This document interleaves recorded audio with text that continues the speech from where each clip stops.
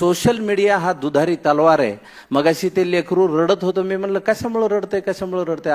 आताही आईने मोबाईल दिलाय तिच्या हातात. ती एवढूस लेकरू आहे, तिच्या हातात मोबाईल दिलाय, ती शांत बसली आहे. हे दुधारी शस्त्र आहे. या सोशल मीडियामुळे आपले सगळ्यांचे कान हलके झालेले आहेत.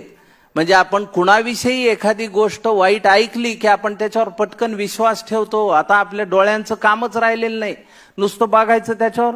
अरे हे बेकार माणूस आहे की लगेच शिव्या 4 टाईप केल्या हाताने बोटाने की संपला विषय.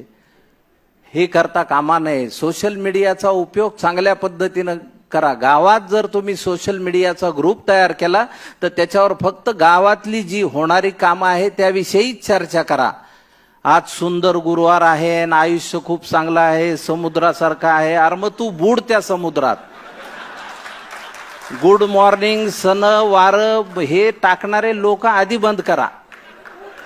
गावात हे काम होतं आहे, गावात हे काम करायला पाहिजे आहे. गावागावात शाळा आहे, त्या शाळांमध्ये प्रत्येक सरपंचांनी लक्षात ठेवा, जी फळं देणारी झाडं आहेत ती त्या शाळेच्या आवारात लावा आणि त्यातून त्या फळांमधनं येणारं जे उत्पन्न आहे ते ज्या मुलांना शिकायला फी नाही त्यांच्या फीसाठी भरा, त्या शाळेला द्या देणगी.